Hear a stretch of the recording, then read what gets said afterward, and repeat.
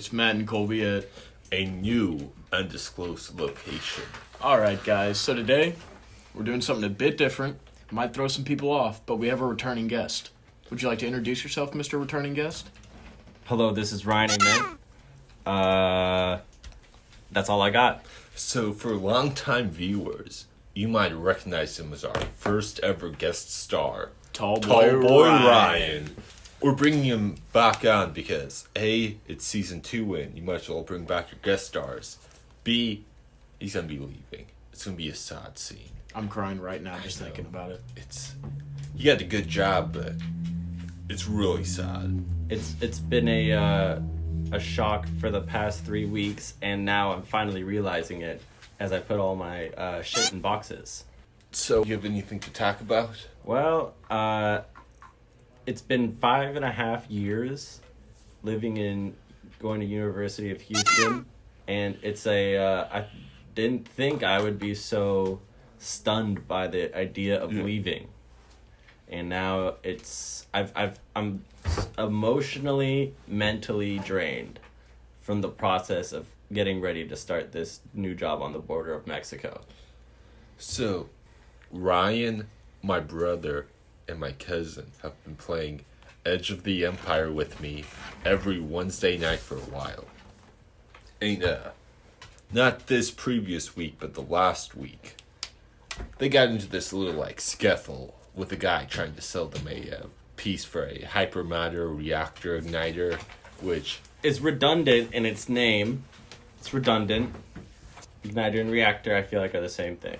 False. Well, they're not the same thing. False. Okay. But if you're false. talking about a propulsion system, the difference between igniting and reacting is... Look, just ace your FE exam and then come talk to me, alright? But, back to Edge of the Empire. Right. They were playing last week, and there's this amazing scene. So my cousin is playing a character obsessed with making as much money as possible. And there's a point whenever they have to buy something. They're arguing about who's going to pay what. And my brother said, I'll pay 150 credits. Ryan sold something and he's like, it's worth 400 credits. Jeez. I'll use that money in. And there's still a bit of a cost left. And my cousin said, if it makes this negotiation shorter, I will pay the least amount of credits. I mean, to be fair, in that group, it's very much like some people want to do very certain things, and so they'll be really nice. It's kind of like when two people hold a door open for each other, and they're like, no, you go in, no, you go in. So that happens quite a bit, I guess, because we don't all... Yeah. We're not super... And my cousin... I'm not... I just realized how much of a moral dilemma that is. If you hold a door open for someone and they still have their hand on it, Yeah. who goes in first? It's one of those, sometimes I think morality is simple and humans just make it complicated. But then I think about stuff like that. And you realize how small of a speck of dust you are. Yeah. Well, the entire that's beach not what, of the universe. Well, that's it, the reality of it anyways, right? We are not even ants. We are like a single cell in an entire human person, right? Like our whole world. But no, that didn't make me think of that. That's a separate thought. But I do think on some level morality is simple. Yes. It's simple except for when it's not, which is a pretty giant cop-out. I think that people complicate morality and trying to be happy and all that shit because they can't unhinge from their own shit, right? All right, guys, welcome to Existential Crisis Podcast. We're going to be watching Rick and Morty today. Dude, I'm in that zone right now, pretty hardcore. I can't chill until I've finally put all my shit in my apartment 6 hours away. And so it's I think I'll stop by the Brotherhood event tonight, just to what I'll say is, Ryan, in Edge of the Empire, you like to talk to people. You're Yes. very much role-playing. Yes. And it's very interesting whenever people are, opening fire on you, and you're like, hey, guys, why are you opening fire on me? I really like playing charisma characters because I didn't realize how fucking annoying it is to to deal with charisma characters when you're like the DM, because you basically have to like, you can't predict anything they're gonna do. Yes. So I'm playing a module called Long Arm of the Hut, and the problem is a lot of the characters just open fire at the party. There's no talking to them at all. It's just why they open fire, and so you and my brother both do it. You try to talk to the people. Whenever there's two characters that are like, "Hey guys, can we like just talk this out?"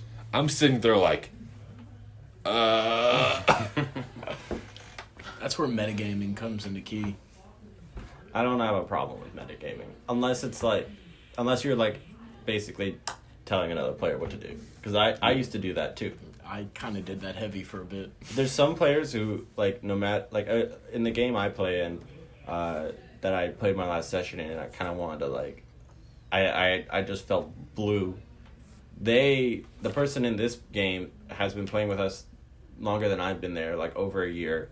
They still have no idea how their character works or how the game works, and every time they play, like, my turn will be like a minute to 2 minutes because I know exactly what I want to do, and the only reason it'd be longer is because there's something that's changed since I made my plan. yes.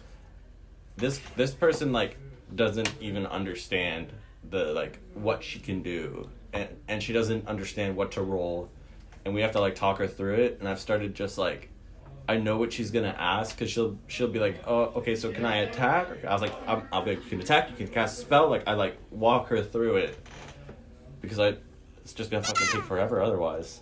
I'm excited there's a new game coming out, Baldur's Gate 3, and so it's literally just gonna be 5th edition in a video game from the guys who made a really good CRPG. So they're gonna do great. See, I think I'm the only person in this room who has never DM'd but only gone on a player side. Whoa. Do you know what time that is? For this podcast, we did not have time to review a movie. Or food. Yes. But I decided that executive decision, Ryan gets to review both Colby and me, and we get to review him. Oh, here we go. All right, so who do we start on? Ryan or? Yes, start with Ryan. Ooh, so we get a backhand on it. I like Yeah. that. All right, Ryan. All right, so you guys are both really great guys. I like spending time with both of you, and I hope you guys do well with the chapter. It's y'all's chapter now. It's you guys plus Connor plus David plus kinda Nom. I don't really see him doing much. Yeah. You guys are great. I really hope you do well. I have noticed some things over the year. Colby, you are like in that phase right now where you're finally transitioning into your senior role. Yeah. But since the beginning, I could always tell that you wanted that senior role. Pretty quick, yeah. And you would always start shit with the older guys, mostly because you wanted to be like, hey, you can't, I can do this, you know, na boo boo, which is fine. It's because I grew up with 3 older siblings, so it was always that fact that, like, you're older than me, but I can still do shit better than you. Like, the perfect example is parking on the driveway. I would never do that ever, but you can, like, you have the mental energy to do that. I would already be exhausted at this point and given up. Yeah. It's because my shit got busted. The only reason it's fine, too, is because, like, I'm sure you're gunning for president or VP, and people are going to listen to you because you're popular in the chapters, so that's good. That's just the reality of how it works. If you're not likable, people aren't going to, they're not going to listen to you. Just, Matt, you've always been a quiet guy, but that's just because I think you don't like being the center of attention. Yes. So what I'll say is Colby mentioned how he was the youngest and he had to deal with 3 older siblings. I was the middle child, and pretty young I realized that my parents give more attention to my older and younger sibling. Yes. So I kind of faded into the shadows and I could do whatever I want without getting caught. And Yes. I think that on the surface we share more in common, but that's just because we're both giant nerds. yes. But yeah, you guys are great. I hope you guys do well, and you probably will. I mean, unless you get like you have some horrible addiction or something, or Oh, I'm addicted. Goddamn heroin. Dude, Get- D&D. I'm gonna really miss playing D&D with you guys and Gloria and Austin and all them. So Yeah. that was a great time. I'm not gonna lie. I tried to like just do some different shit. The last thing we had, because like this is our last session. I don't Yeah. care if I die or something crazy happens. I need to spice something up because it's the last time we play with you as DM. Yeah, it was good. I'm really glad we did level 20. I didn't think I was. Yeah. I read a module, and I took some ideas from it, and I just fucking freestyled the rest because I was like, everything in here. It was supposed to be like a level 2 module, and I just turned it into like a level 20 slugfest, pretty much. Yeah. But yeah, no, I don't really have any complaints for you guys. So Colby, you want to review Ryan? I guess it's time. It's gonna be a rough one. That's fine. All right, so my review on a scale of, I can't say the scale. Sorry, numbers are objective. I'll give Ryan 3 lacrosse teams. That's an honor. It is. Ryan's a great guy. Amazing DM. Great friend. My only complaint is the dude's moving so far away and I won't ever see him again, I know. and it's annoying. Well, I wish you would have been just a tiny bit dumber, or you would have gotten a good job, But but not a great job. Yeah. You know? Like, good job to where you can move to great, but at the same time, good on him. Smart man. Made great decisions. He literally put the work in for this shit. He spent his time for it, and I can't blame him for it, but I still can because he's moving so far away. And the crazy thing is I was about to be in like a lukewarm position graduating, and I just got really, really lucky. Thank you. Okay. It's a high roll on you. It's my review of Ryan. It's like a natural 20 persuasion roll. Yeah. Literally. Yeah. Literally. So my review of Ryan. Using your intellect modifier. Saving throw or no? Nah. No. He's a great guy. I've DM'd from a little, but mostly he is a DM for me. Honestly, I've never really like seen anything bad about him. Whenever I first pledged, he was one of the like few inactive members that came up to me and was like, "Hey, I like you just because you have the same hobby as me." And Oh yeah, that was for Fiesta. I think that's when we started chatting. no, it was before Fiesta. Oh, okay. It was like I remember just like Oh, yeah. 2-3 weeks right after I started pledging. Okay. And Gabe LaBounty, he walked up to me. He said, "Hey, listen, Ryan plays D&D. You play D&D. You guys should talk." And you walked up to me and you're like, "Hey, how's it going?" And we talked.